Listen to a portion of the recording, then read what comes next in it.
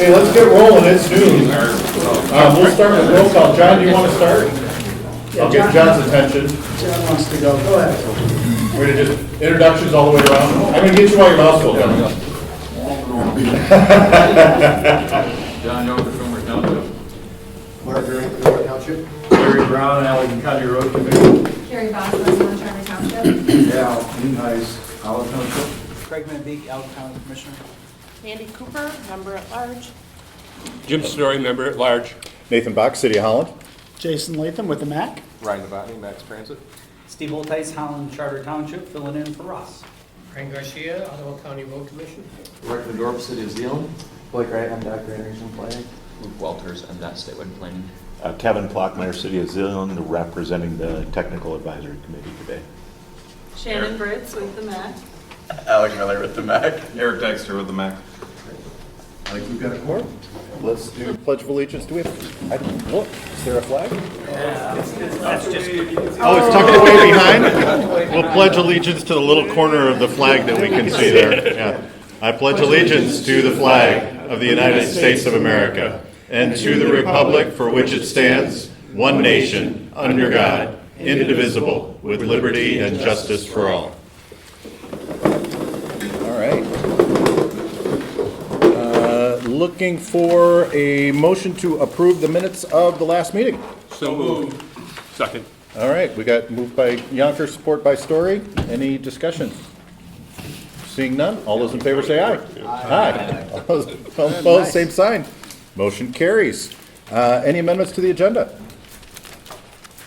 Seeing none, like a motion to approve the agenda. So moved. Moved by Cooper, do we have support? Support. All right, we got support by Bosma. Any discussion? Seeing none, all those in favor say aye. Aye. All opposed, same sign. Motion carries. Public comment. Anyone here who would like to address the MAC? Seeing none. All right, going to move on to the transportation program. Going to turn it over to you, Jason. All right, well, thank you so much. I'm Yep. going to start off by, You need an attorney. Work with you on alrighty. that. So I'm going to just go over here really quick, our pedestrian facilities inventory report. This is something some of you know was brought to the Technical Advisory Committee earlier this month. And we were looking for approval to bring that to you guys to approve and make that document public. It didn't get approved, and there's a lot of reasons for that, but I kind of wanted to give everyone some background on where that report stands right now. And this agenda item is for discussion, so I'm not really looking for any motions to move anything forward.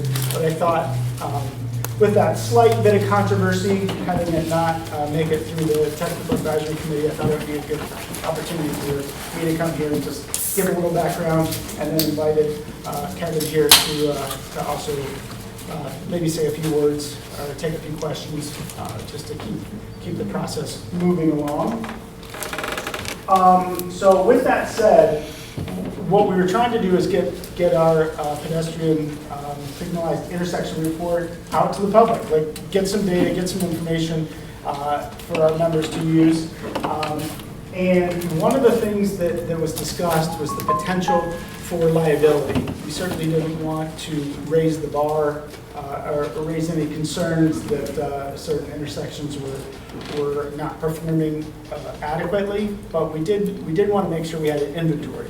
So two totally different things. So one of the things, just wanted to let you guys know that just actually doing an inventory by itself doesn't increase liability. It's actually good government in practice.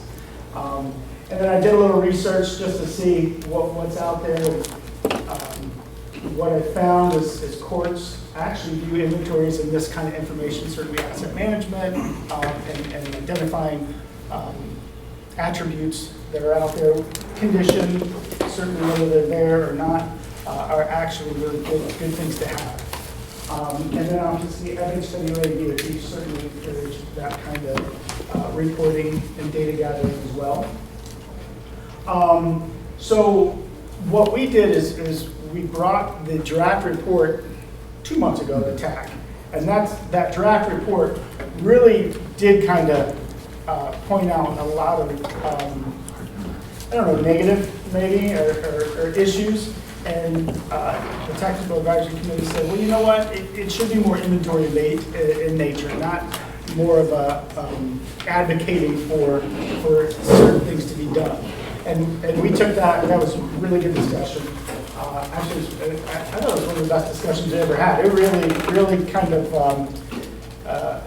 wasn't short, and I thought a lot of people weighed in, and that's what we were looking for, really good comments.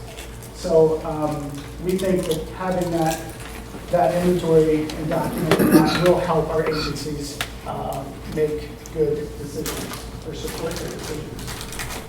And here's just a page out of the report, kind of what it looks like. And you can see that it's covering, in this case, crosswalks, but we don't go into a lot of detail. We have a lot of detail behind the scenes if any agencies would like to use it. And MDOT, I got to give them credit.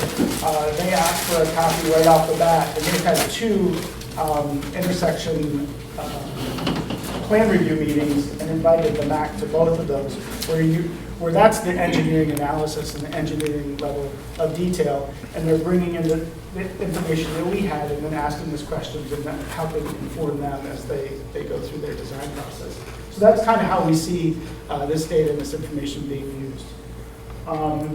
Next up is from that risk side of things, and this is what we got into, is if you're pointing out deficiencies and then you're not actually trying to develop a plan to fix them, that's where the liability comes in. That's not what we were trying to do, but that first iteration of the report kind of sort of pointed that way. And like I said, we had a really good discussion about that, and the TAC brought up some good points. I think one of them we did have in the document. Currently, there's one spot where we said worst performing, and maybe that's a little too strong from an inventory standpoint, maybe not say worst performing. So I think another one is action is needed. We have like a statement in there, action is needed to, and again, that probably speaks to the liability piece. So those 2 things have not been removed yet, but will be removed. So the other thing we want to do is really hammer home the idea of reframing this report to be a planning tool. So we have I put some verbiage on that on the left-hand side there to kind of assist with that.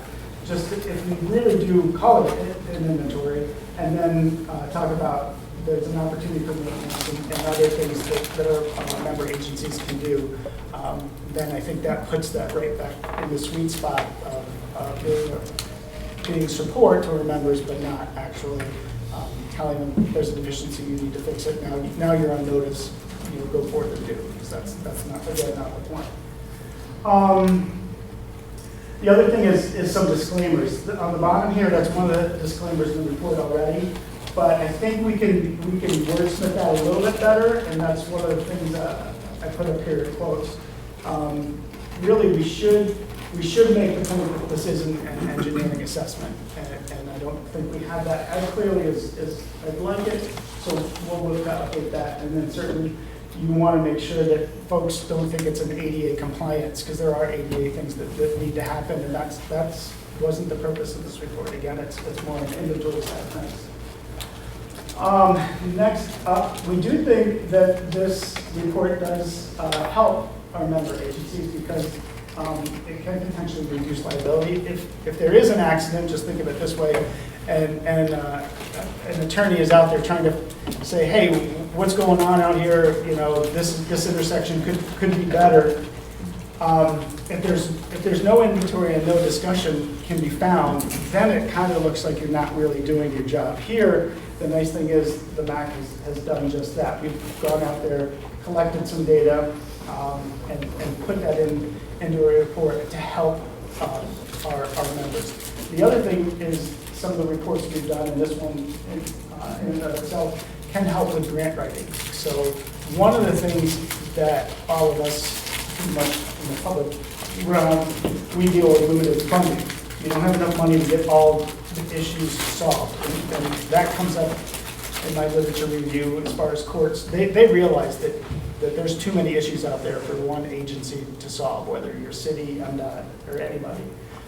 But knowing what's out there, that's the first step.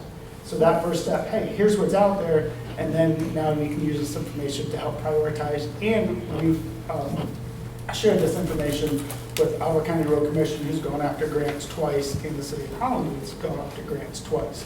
So we're trying to solve that problem as well. So I think we're setting ourselves up with good data, and then trying to get additional funding to then make improvements. Next up, and this is standard. I mean, this is stuff that MPOs do, stuff that the DOTs do, certainly road commissions, cities. You're publishing, here's what's out there. We know we have a handle on our system. We know we have a lot of issues. We know we have limited funding, but we're working to solve these problems. So again, I think it sets us up really well. Here's the disclaimer. I'm not going to read it, but I thought this encapsulated it pretty well. But it does exactly what I want it to do, to make sure that everyone knows, the reader knows, our members know, and then any future potential, if there is a court case of because of an accident, that here's a planning document that isn't an engineering document, but it does help support decision making. Next up, again, clarifying our planning role. I think one of the things that I just wanted to circle back is you guys know that we have safety targets, and that's a resolution that we've done repeatedly. And that's important from federal highway standpoint and MDOT standpoint because we do get about $2 million a year in federal road funding. And to make sure that we have resolutions that talk about safety targets and to make sure that we're spending this federal funds appropriately, the feds know that we're trying our best at looking at safety when we're doing the design and construction. We also have an approved safety action plan, and that discussed our high injury corridors as well as high injury intersections. So that data is already out there. We've already published that and approved it. And to me, this is that next step. Okay, you can do an engineering analysis. You can do all kinds of very expensive, time-consuming analyses to figure out why those are high injury. But let's just get an inventory at first, just so as we look to make improvements in the future, at least we have some data to start. And again, that's the purpose of the planning document. Our active transportation plan, that also has been approved by the MAC. And in that, we actually discussed, there's a couple paragraphs in there, that we're going to go out and do some inventories at intersections so we understand what's there and what's not there. So we're kind of following through on stuff that we've already approved here at the MAC. I will say, I think this process has been really good. We had a timeline, I was going to throw it up here. Alec and I were talking about it this morning, but this is something we've been working on for over a year, and we've brought pieces and bits to tack to discuss. So it's one of those things that it's ongoing discussion, but I think with that first round, first draft that came out, it was very much in that advocacy role of saying we need to do all these things, and I think that might have crossed that line in terms of raising the liability issue. So I think we've now softened it, and we're really close to a document that I think will be something that will get approved one of these days. But I think, like I said, having the data, having this planning tool, it is that first step to help our members in their decision-making process or prioritization process. And I feel like we're on the cusp of being able to do that. But I wanted to let everybody know that since I've been here, we haven't had to do a roll call vote at TAC. And once we did and it didn't pass, you can still see that there's some hurdles we need to get over. And I wanted to let the policy board know that we're working hard and it's a good discussion, and that's kind of where we are right now. So with that, I can take some questions. I know exec committee, when I kind of gave everybody the update that it was going to TAC, in an hour, because it was right after that, and it'll be voted on. They said, well, it'd be nice if the TAC could come, whether it gets approved or not approved, to just maybe answer a few questions or be here to discuss the process. So, Larry. All right, this is more of a comment than a question. In all fairness, Craig and I discussed this, our member of the tech committee. Yep. Having been deposed multiple times over the years, I do have concerns with publishing this. To having the inventory available, I understand that, and that's great. And I suppose you're FOIA-able, right? I mean, an attorney can FOIA you for this information. Yep. But I don't see the advantage of publishing it, because I can tell you that, and anybody that's been deposed in these kind of things before, I talked to Brett about it as well a little bit, and we know they're going to go after this. Whether it's effective or not, I don't know, but that's my concern about it, or that's my feelings about it. Good. Any other questions? I'll make a comment, which is I appreciate what you just said, Larry, but it doesn't make any difference whether we publish it or not. They're going to get it. If someone sues... You don't need to make it easier for them. Yeah, but it's... The public paid for this study. And it's really awkward to me that we're even debating not publishing it. I mean, to me, there's absolutely no downside to publishing it. It doesn't increase anybody's liability. And frankly, I think not publishing it shows we're afraid of something. And I don't get that, because it doesn't scare me.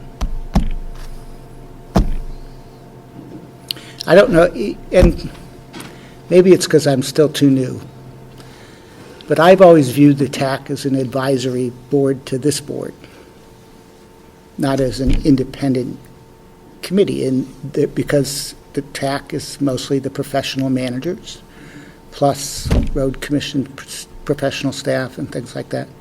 But they're really advisors to us. The fact that they voted not to send this to us doesn't mean we can't take it up. So I'm not sure why we want to keep cycling it. Right, and like I said, I wanted it on today's agenda as a discussion topic as opposed to an action topic, because I thought it was important to get you guys up to speed, because obviously we've been talking about it the last few months in detail.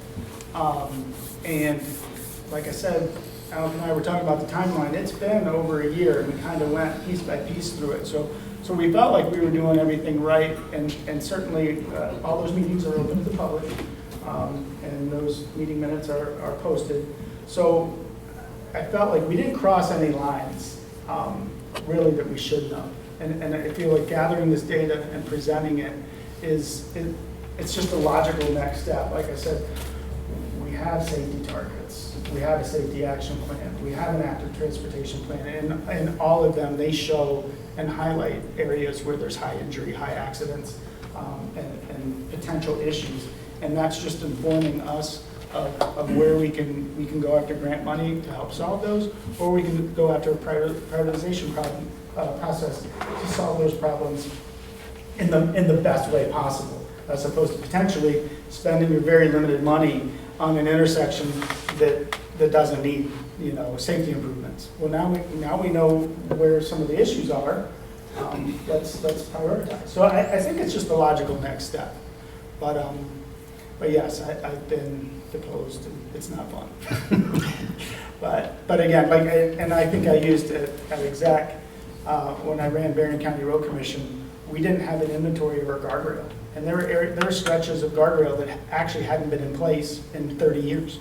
Like there was just a one or two, old guys who were like, well, there's a guardrail there, and then when after that second accident, that we never put it back.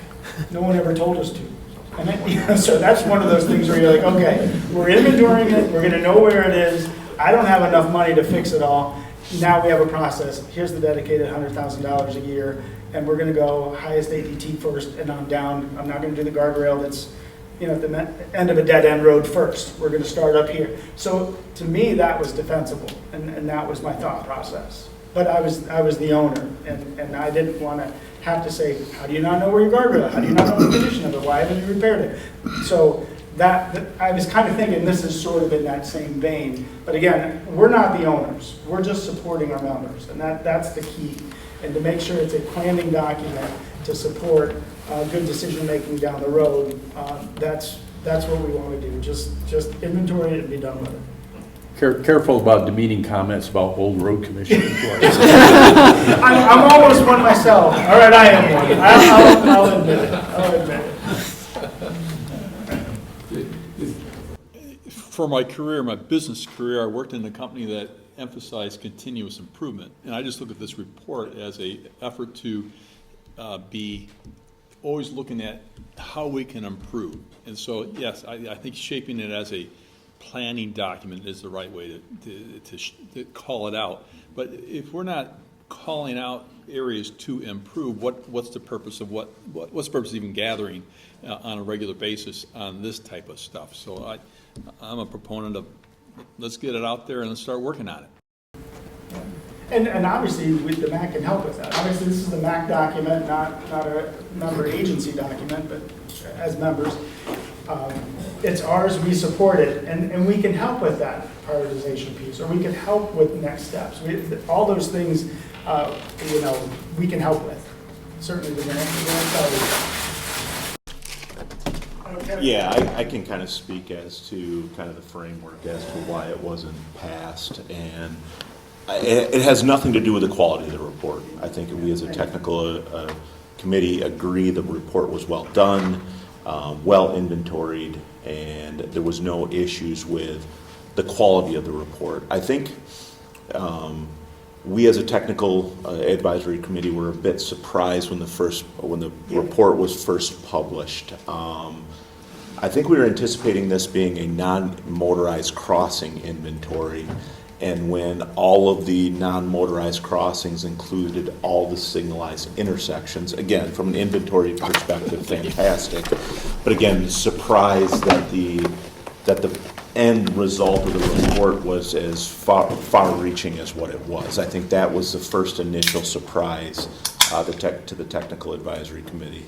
Secondly, then when it came across as more of deficiency-driven than that of inventory-driven, as the road owners, we became a little bit concerned, not saying that we want to hide behind data, concerned that the way in which it was published initially was very deficiency-driven. And so, unfortunately, as a technical advisory committee, we probably became a bit more defensive at that point. Like, hey, we're pointing out a lot of our flaws here. And then additionally then to try to utilize this as a prioritization planning document with limited funds.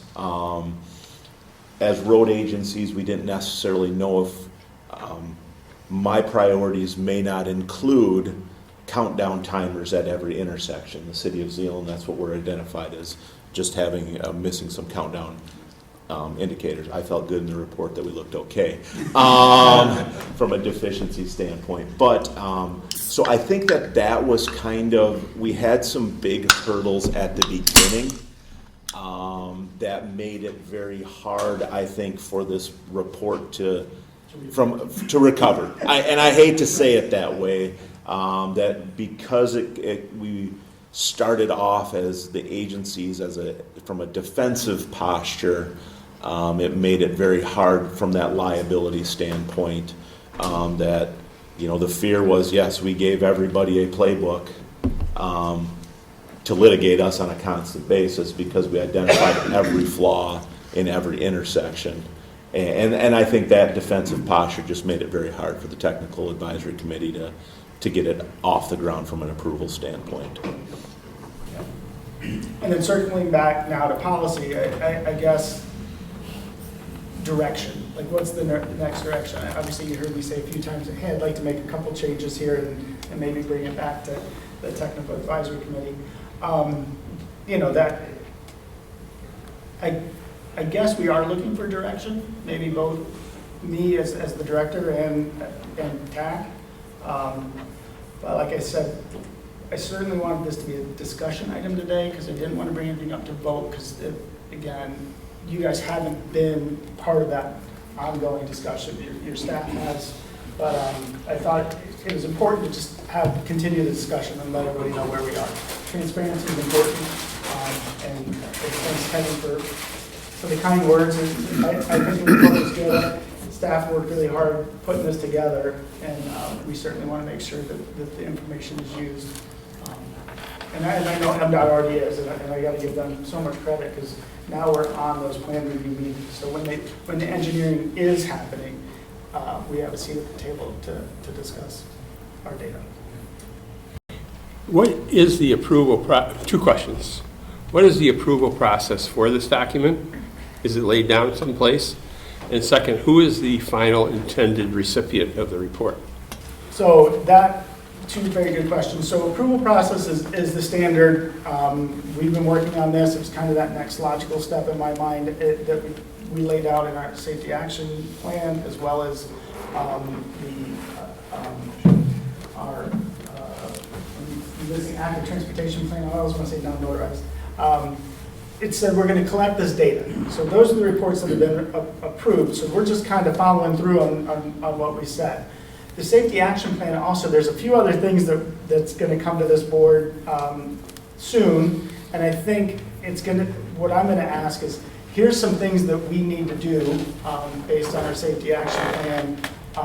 And I'm going to maybe lay it out where we have a little more direction. Because here there wasn't any, policy asked us to do this. And I think that with that piece missing, there were a couple questions early on with like, wait, why are we doing this? Like, where did this come from? Like, I know you guys have been collecting all this data and we liked it and we've been talking about it for a year, but why are we sending this out? Like, what's the purpose? And I think we didn't spell that out originally, which we probably should have. So, but the normal process is the technical advisory committee. They look at the details and then they say, yeah, we'll approve this to go to the board for publishing, for approval. Who is the intended audience? So for me, anything that we do is, because we're a public funded agency, is to educate the public and for our members. And I know, talking to Park Township, they'd love to know where they could put stop bars and improve striping. I think that's something, even the non-motorized active transportation trails, that's something that road commissions generally don't pay for. But knowing where there might be a gap in the system or there might be a condition problem on the trails, now they know and they can address it. So I'd say the number one for actually getting things done and potentially finding alternative payment for infrastructure are the townships and the cities. Is it shared with the state?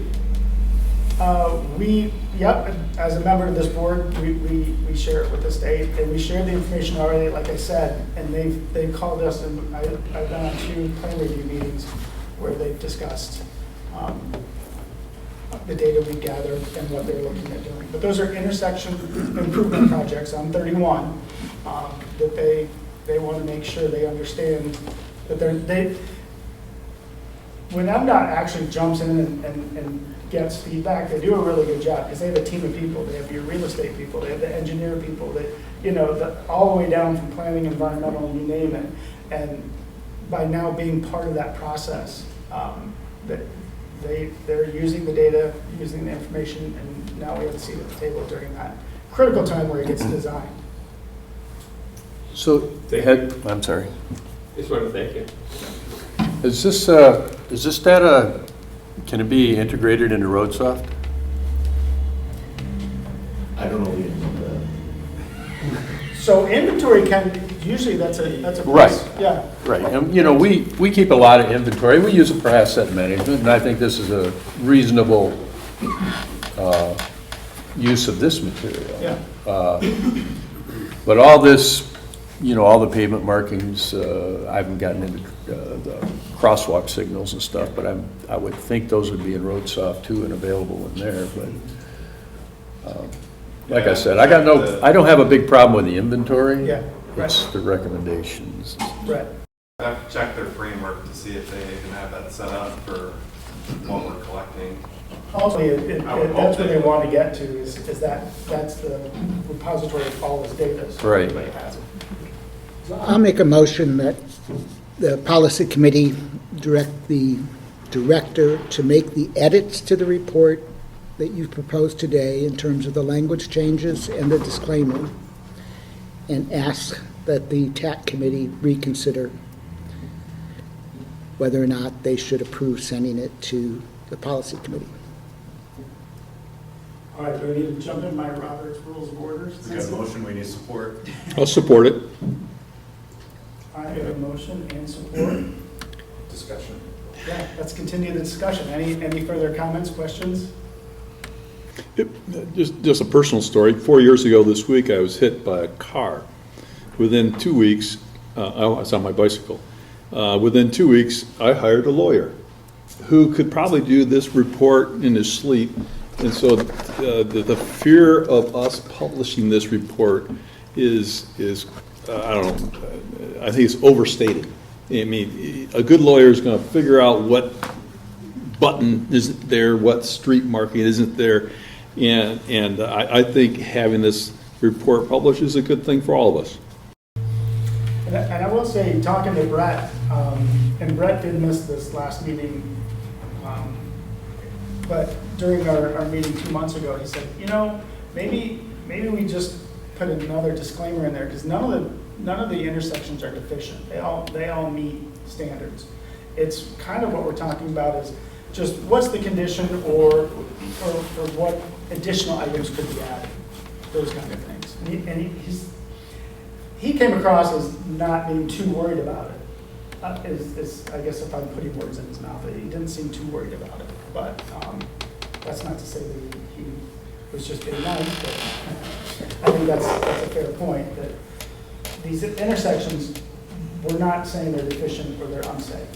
And I think by just doing the inventory and stating that this is a planning tool and that the road owners can now use it as they do their maintenance and their design work, it's just, that's exactly what it's there for them to help.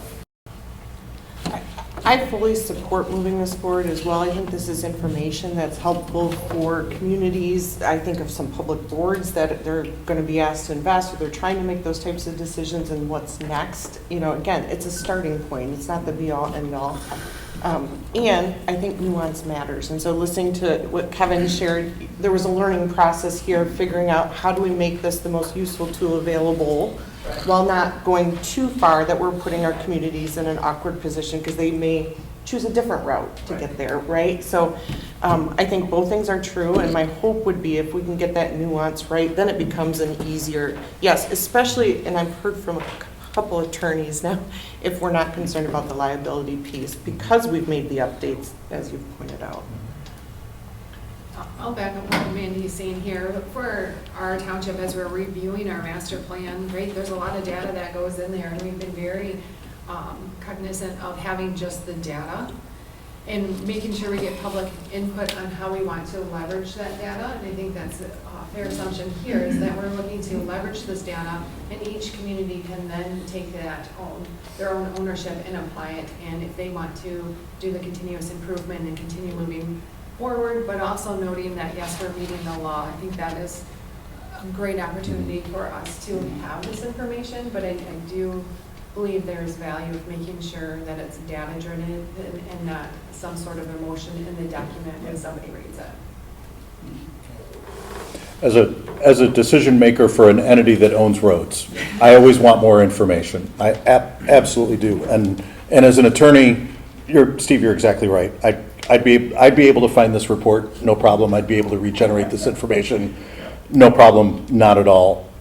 But I think that we really need to emphasize the objective rather than the subjective, which is what I'm hearing from folks, that I think that this can be a really effective tool for the decision makers to be able to look at and understand the condition of what they have in their own inventory without the subjective stuff that went along with it. And it was really helpful to hear where it started and where it's come. And I think that probably if it had started where it is now, we would probably be at a different place than we are. Yeah, that's why the process has been a good one. Like we have to be able to have these conversations. Yeah, and I really like the language of all of these intersections are compliant. I mean, I think that's a very, very helpful thing, almost as a starting statement. And that's kind of how Brett, he's like, yeah, like they're all compliant. Your stop bars aren't required, you know, and the crosswalks, they do fade and paint them, you know. So I like that discussion we had. It's just, I didn't have them at this last meeting, and I feel like we made all those changes, but to Kevin, to your point, we kind of already crossed that line a little bit. It was hard to get back. So, all right, any further discussion? I think, Harry made a good point. We're going into a budgetary season at the township this fall. We're spending approximately $1 million on bike paths, approved millage by our voters every year. How do I spend that money appropriately? Does this tool, this inventory, help us spend $100,000 to $200,000 of that $1 million more appropriately on safety? We look at safety, 55 plus miles of bike paths in our township, one of our greatest amenities, and we're trying to get tools. We use your condition tool. We like to use this safety tool. And if we don't get these tools in our hands, into the right hands of our engineers, we're making inappropriate decisions about the budget going into next year. Now, I'm not even going to sit here and say, I think I should really advise Ottawa County Road Commission how to spend their money. Frank, you got it. But I have a portion of my budget. We charge our voters approved. I don't know. It was about $1 million a year as well for neighborhood roads. Okay, do I spend money more appropriately on safety items on those roads? This information is vital for us going into the budget season. And if we're naive enough as township officials to say, well, let it just happen, well, then you're going to have that same inventory 5, 6, 10 years from now and go like, yeah, I think I should have fixed something. We're not going to fix it overnight, but if we have a plan, hey, we're going to commit 10% of our bike millage money every year to knock off some of these things. We have to have a plan. This is a planning document that allows us to do just that. Potentially, obviously, new transportation fund on the day. Jason, I think I heard you say that who would own this for liability purpose? It would probably be the townships and the cities. We use it. It's a Macc document. We own it. Right. But I think the user would most likely be the townships potentially, and then obviously the road owners themselves. Okay. Because I'm sitting here thinking, well, I'm not running a township, so either I'm going to abstain or nay the vote. But I've heard most of the township folks say that they're wanting it. So it helps me to make a decision, and not having had a discussion with Brett on it either. I'm sort of there, in between there. Larry's more experienced than I am when it comes to this. I appreciate his concern as well. Question. Are you aware if this body would not formally adopt it, that we would be missing out on grant opportunities? Are there nonprofit or federal organizations that say, no, if the MPO hasn't adopted this, it's not eligible for consideration? I'm not aware of that. I am aware that our safety action plan did open up a lot more grant opportunity to us. And by doing that safety action plan, we did identify corridors and intersections that were high injury, high fatality. So that's already been done. And by doing that and diving into this a little bit deeper, you really start looking at the vulnerable road users. And those are that's the group that, is using sidewalks maybe bicycles, those kind of things. And we should support them as best we can. And that's kind of how we're pushing a little bit. But now it's like, okay, let's just put the data down so we know where a countdown ped's missing, or where, where are the no stop bars, those kind of things. Because they're not required, but they would help vulnerable road users. And then just a question on the motion. Stephen, what you're saying is send this back to the tech committee. I would prefer we just adopt, but I actually think it's more respectful to the TAC committee that the edits that they were looking for got made. Send it back to them and see if it passes their smell test. So could you restate the motion that we're going to vote on? Yeah. Steve? You want me to remember what I said? Mine, as the chair, I'm gonna make a comment, and then I'll try to do my best if you don't want to, Steve. I remember what I Okay. said. Oh, I was gonna say, as the chair, I'm much more comfortable with a motion to just send it back to TAC from a rules of order perspective than acting on it now, because I think if we acted on it now, we'd probably have to go back and amend the agenda, because it did not appear as an agenda item to act on the report itself. So I would be more comfortable to just send it back to TAC, because that's it's not as formal of an action of this body. I just said I wished we could. But I'm the one who moved to send it back. Yes. For exactly that reason. Plus, it's not just that reason, it's just, I have a lot of respect for the people on the TAC, and I think they should get another shot at it, since the staff at the Macc has amended it to try to deal with at least some of their concerns. So the motion was that we direct the director of the Macc to make the edits that he's proposed to us in terms of deleting some of the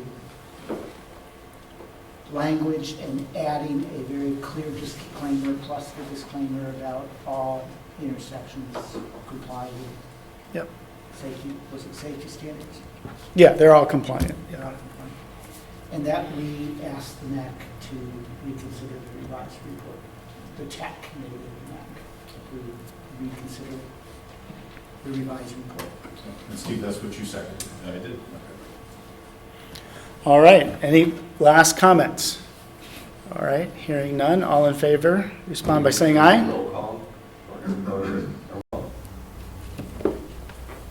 We've got a request for a roll call. We could probably do a roll call. Yeah, let's do roll call. We start with the Cedar River and Lake Town, yes. Steve Spool, Park Township, yes. Luke Walters, Administrative Planning, yes. Rick Fedorp, City of Zeeland, yes. Yes, Ottawa County Commission. Steve Boltice, Holland Township, yes. Brandon Matney, Max Transit, yes. Nathan Bach, City of Holland, yes. Jim Story at large, yes. Andy Cooper at large, yes. Craig Van Beek, Allen County Commissioner, yes. Allie Nice, Owl Township, yes. Carrie Boswell, Zealand Township, yes. Larry Brown, Allen County Road Commission, no. Sean Younger, Fenimore Township, yes. All right, motion carries. Well, thank you, everybody, appreciate it. Good discussion. All right, up next, Alan, you're up next.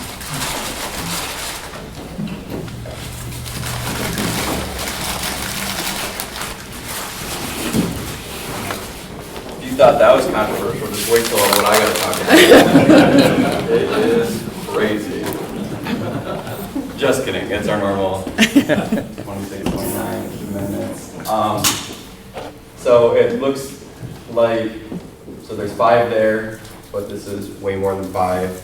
So that's because there's just a bunch of different phases to these jobs for it.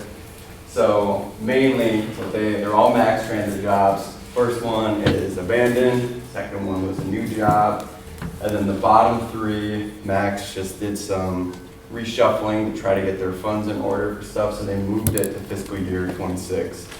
Ryan, do you want to give more detail to? Kate would be the one to give more detail on Okay. that. She knows those inside and out. So there's no new money or anything adjusting, nothing in the tip. It's just moving stuff around to be more fiscally aligned to where they'd like to be. Correct. So like I said, super controversial. Hopefully we don't have to do a roll call for this one. But that's all I have. no comments or questions, I get a motion and support. I'll make that motion. Thank you. Support. Thank you. Any comments? All right, all in favor, respond by saying aye. Aye. And then opposed, same sign. All right, motion carries. Thank you all. Thank you. All right, comments by MDOT. Any MDOT comments? So, nothing major from me. We do have a new, I do have a new supervisor starting beginning next week, Lane Massoud. She's worked at MDOT for, I think 6-7 years, something like that. She started out in Office of Passenger Transportation, sorry, working on the transit side, and then was working with some of the environmental stuff. So now she's moving over to our planning section. So I've only heard good things about her. So Good. You guys should be seeing her in the next couple of months. Thank you. All right, any questions for MDOT? No questions. Well, then I'll run to administrative update. Financial report, we're moving right along, which is good. Our fiscal year ends end of September. I think we're doing good. We're getting everything out that needs to get out, and right on line with our budget to this point. Obviously, consolidated planning grant, we're getting pretty close to getting that spent, which is great, as well as Clean Air Act. So we have some asset management and data collection that hasn't come in just yet, but that'll be here really soon. So we're right in line. And then next up is our executive committee report, and you guys have those meeting minutes in the packet. And the report that we just approved going back to TAC, that was a big discussion item, so I don't have to belabor that any longer. The other thing that we talked about is regional planning needs, transportation planning needs. And Tyler Kent he and I discussed this a couple months ago. We haven't had a chance to set up a meeting yet, but certainly want to look at the US 31 corridor and Business Loop 196 corridor. I was talking with MDOT, and they have a program. It's called the Innovative Financing and Asset Scan. It's MyFast, is what that's called. And MDOT actually has a list of 13 projects statewide, the majority of which are on the east side, but these are multi-billion-dollar projects. And they're looking at major transportation renovation. But one of the pieces that wasn't in that was the actual safety piece. So I brought up our safety action plan and the US 31 corridor and the Business Loop 196 corridor. Those are all signalized intersections and all high injury, high fatality corridors, and that maybe the 31 and Business Loop 196 should be added to that scan, the MyFast, and to redo those roadways would be in that probably $1 billion category. So they agreed to add it to the MyFast as an appendix or as additional items, and I think there's more to come on that over the next 6 months or so. But it's really important to me to make sure that our area is on MDOT's radar, and areas that are high injury are as well on MDOT's radar.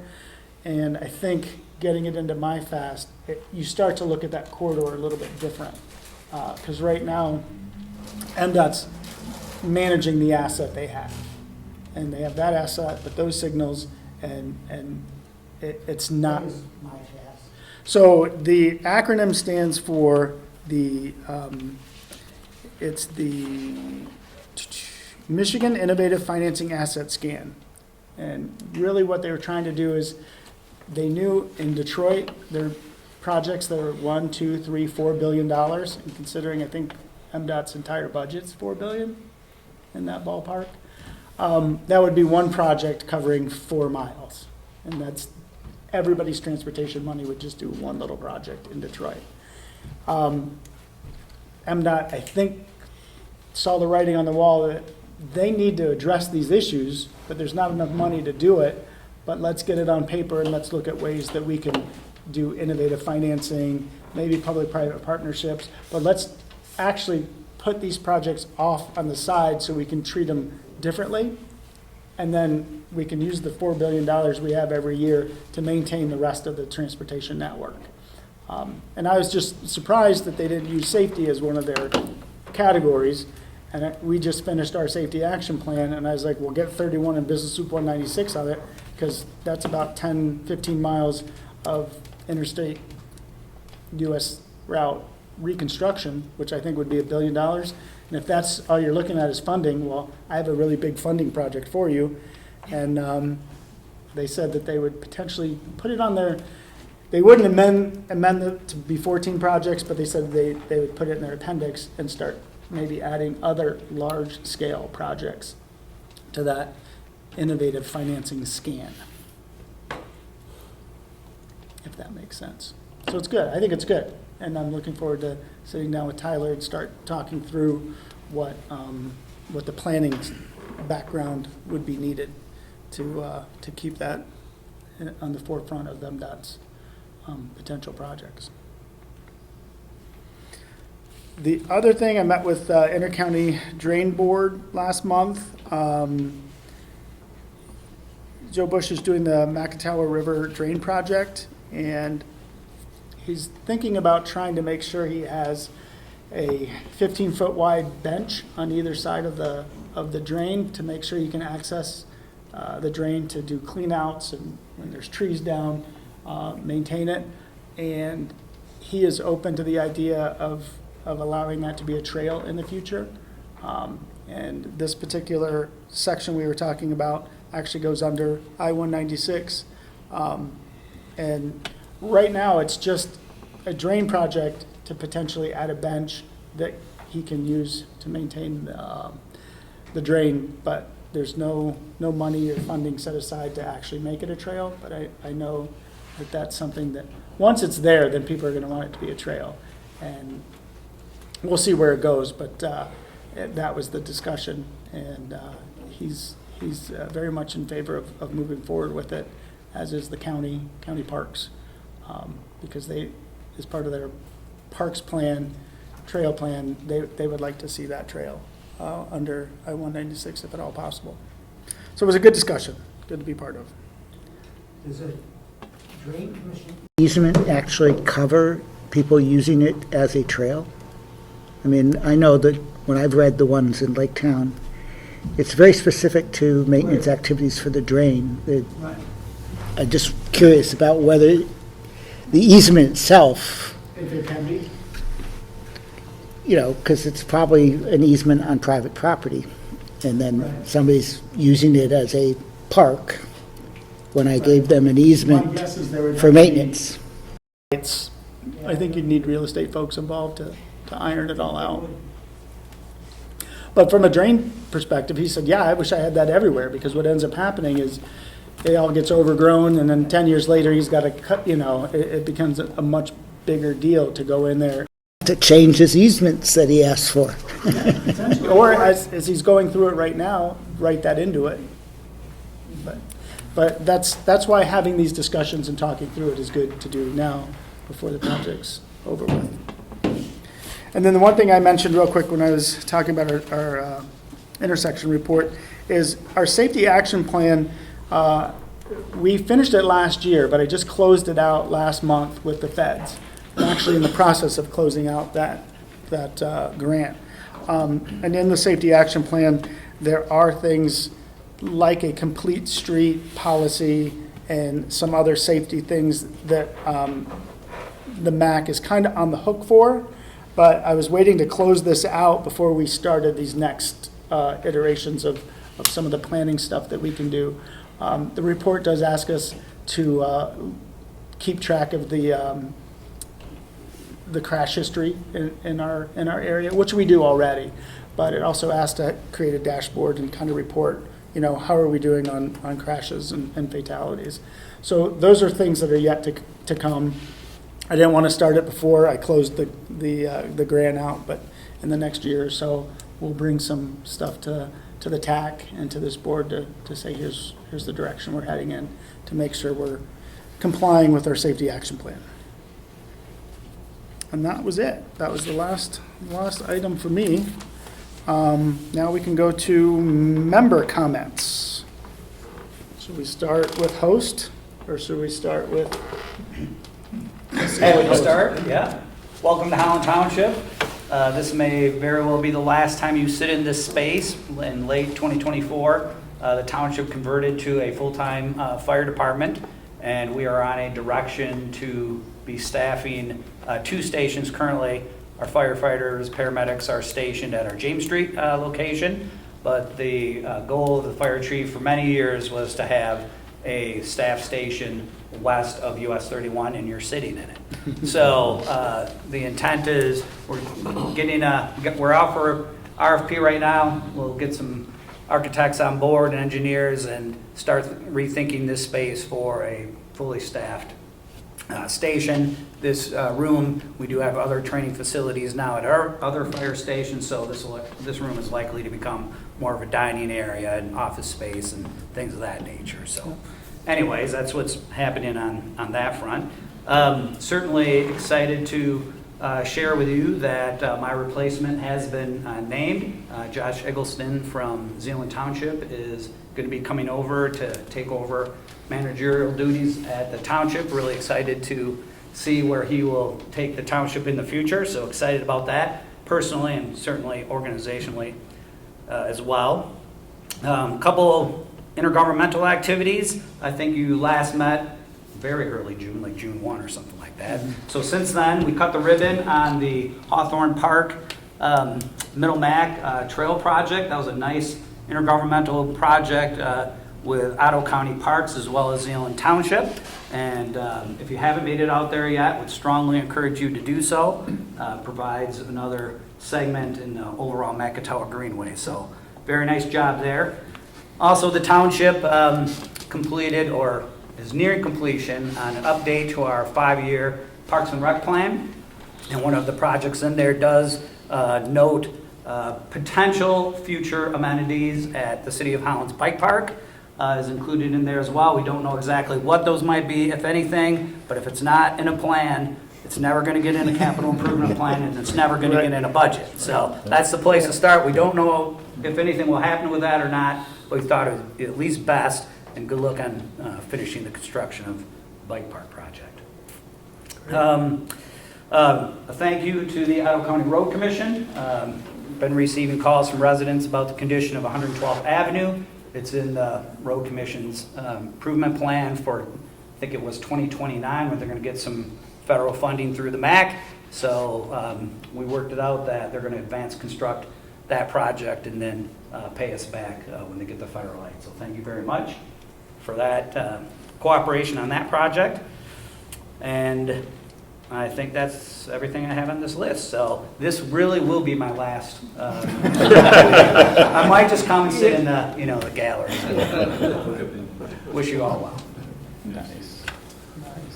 All right, we'll keep going this way, I guess. All right, real quick, Max has got funding for a feasibility study. We're looking to see what it would take to offer countywide transportation service. It's going to be a massive study, talking to a lot of the stakeholders in the county, seeing where we're needed, identify funding, just basically build a roadmap and see if it's even possible. So I'm excited about it. There's going to be a lot of data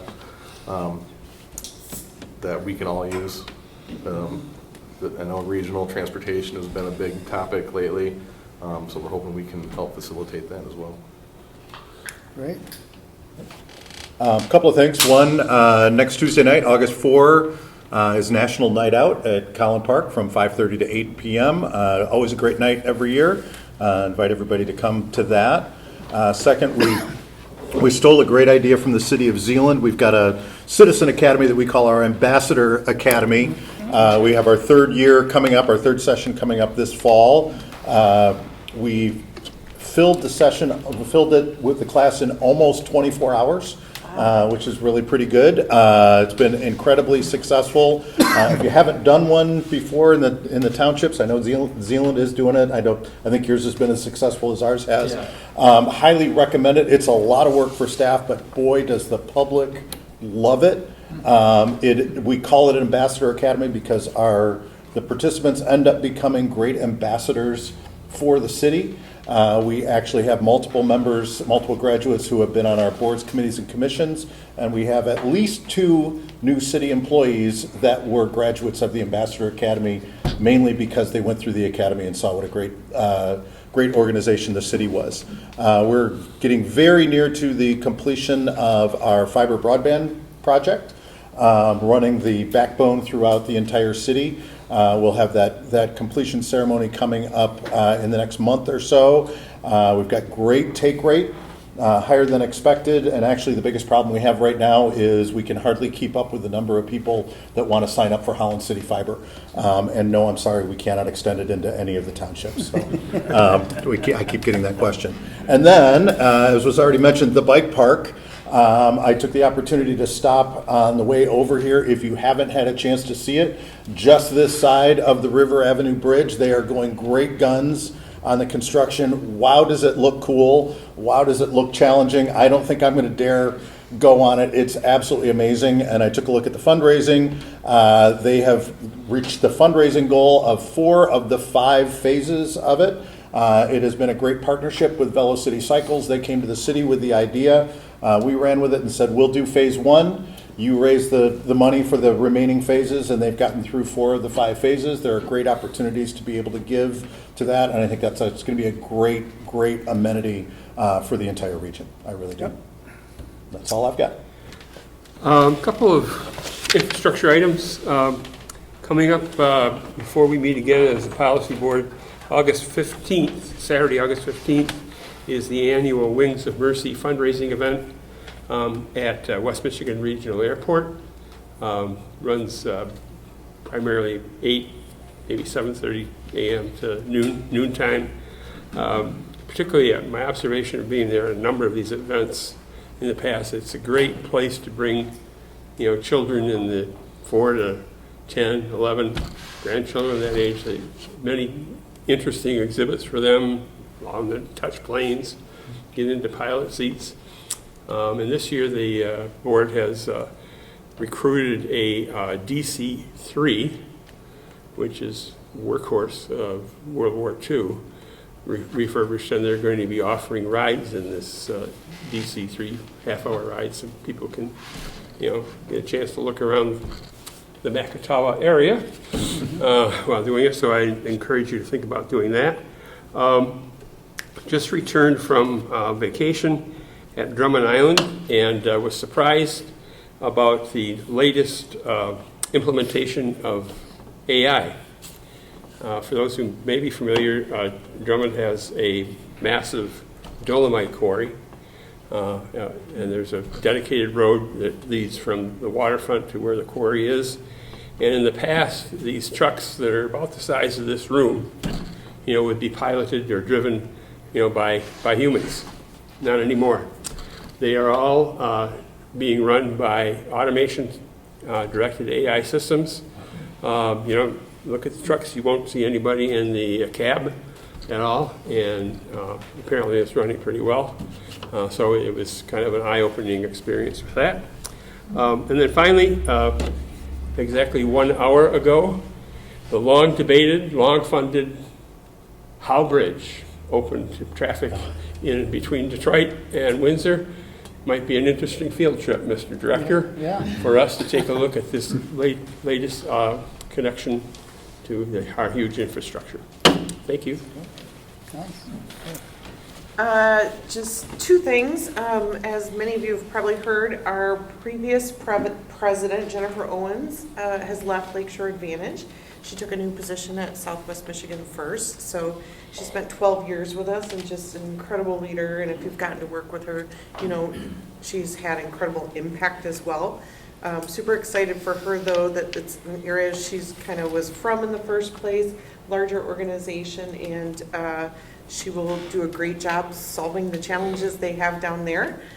In the meantime, I've been appointed interim for Lakeshore Advantage, and while our board kind of figures out what's next, and I expect they'll do a search typical for economic development organization. But if you have any questions, feel free to let me know.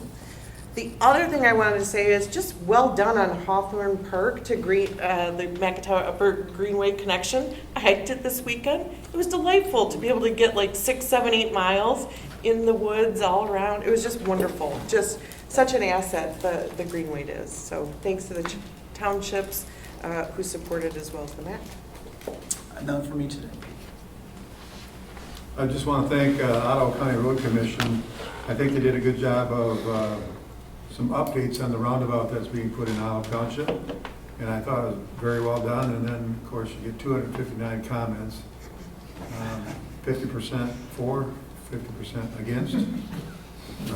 Perfect. And called many names. And what I really appreciate is that when someone made a comment on that Facebook post, the road commission came back and set the record straight up to the facts, not just what somebody thinks or says. So I was surprised to see the comments back. Whoever was in charge of that, they did a great job. Thank you. Also, Keith Van Koevering answered a question about the Van Buren Street water line that's being put in, and gave some factual information to us. It's very helpful for us in our seat, because we got people calling and how dumb this is, or why did you do that, and appreciate the support. Thank you. We have no news in Zeeland Township. Joking. So we are now looking for an interim manager because Steve gets to retire. So our manager is going over to Holland Charter Township. So professionally, I can 100% see why he's going. Personally, it adds another task list on my very short list. Joking if you don't know what all we're dealing with. If you're not watching, we actually have a social media page. Slowly but surely getting that. We've had multiple press releases, so if you've not seen, our township not only is fighting at the MPSC level, supporting our different areas of concern that we're getting specialists for our case there.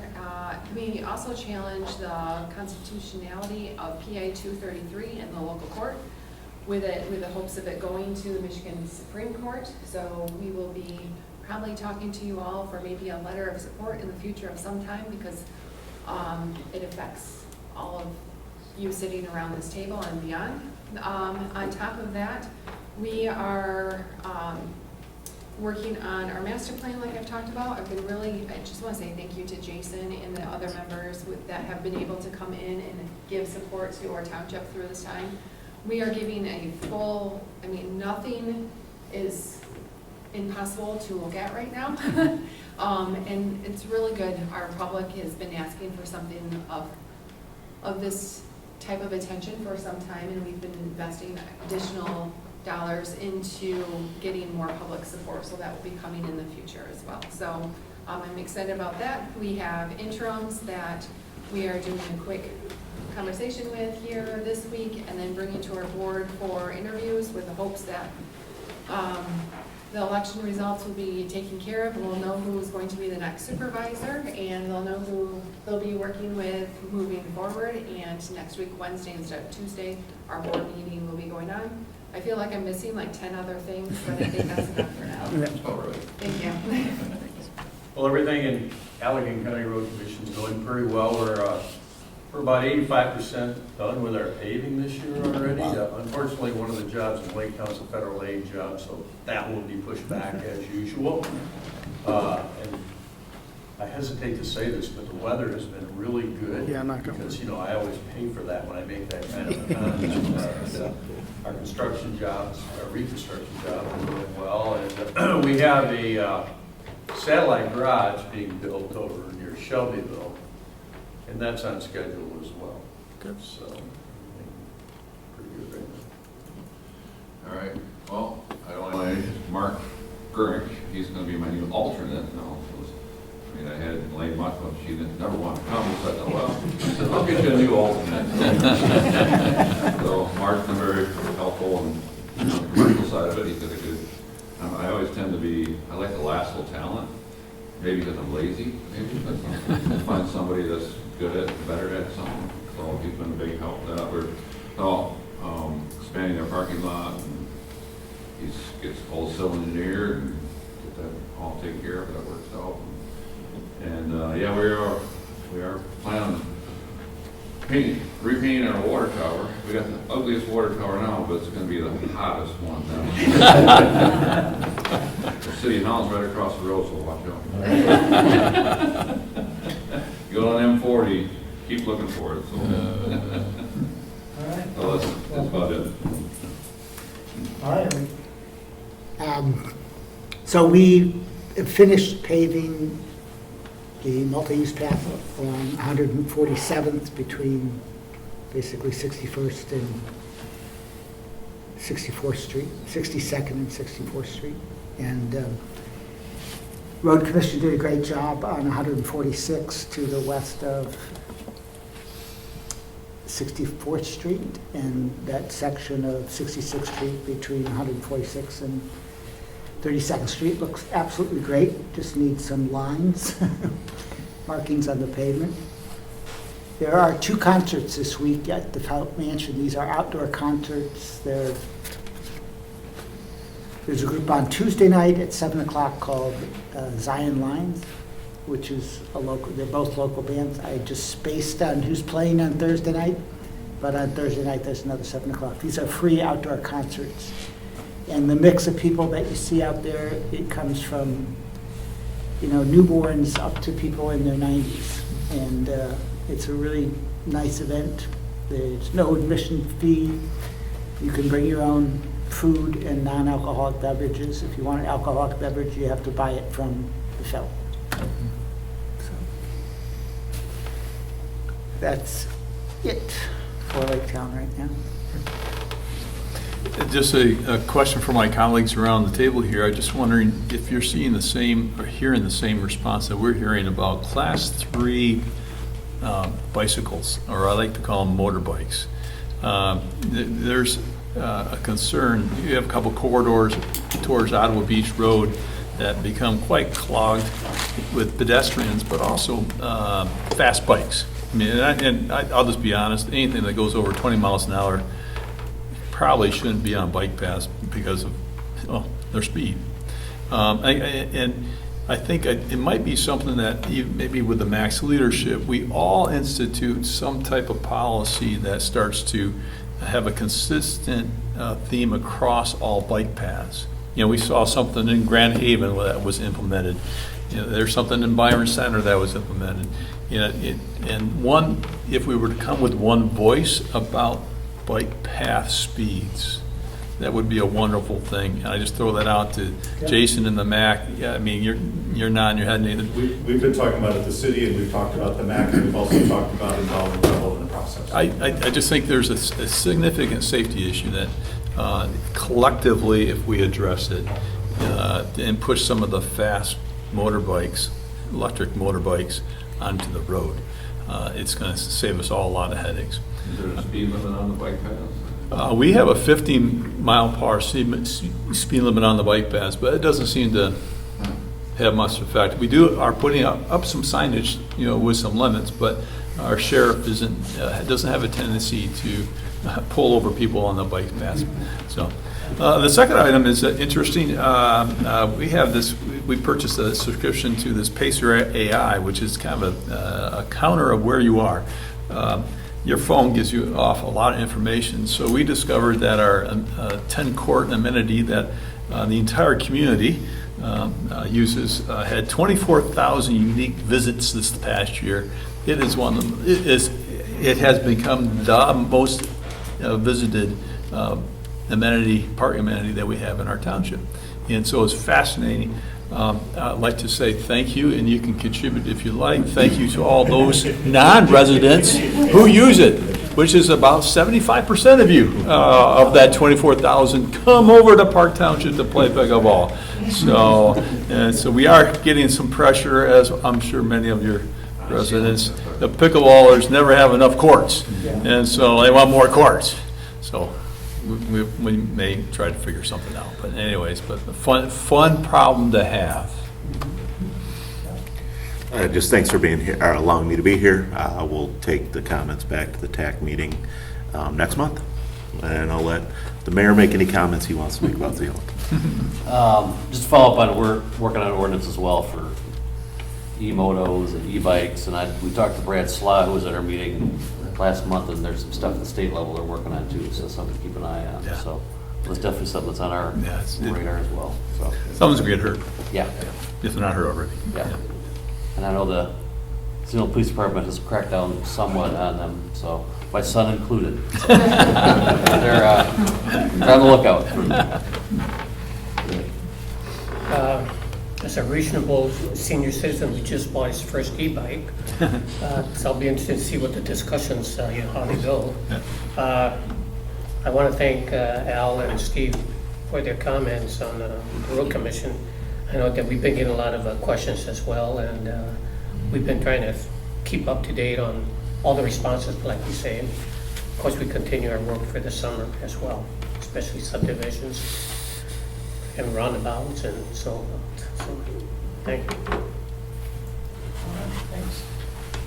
Well, that's gonna end it now. I don't think there's any other business, so we'll see everybody back here August 24th.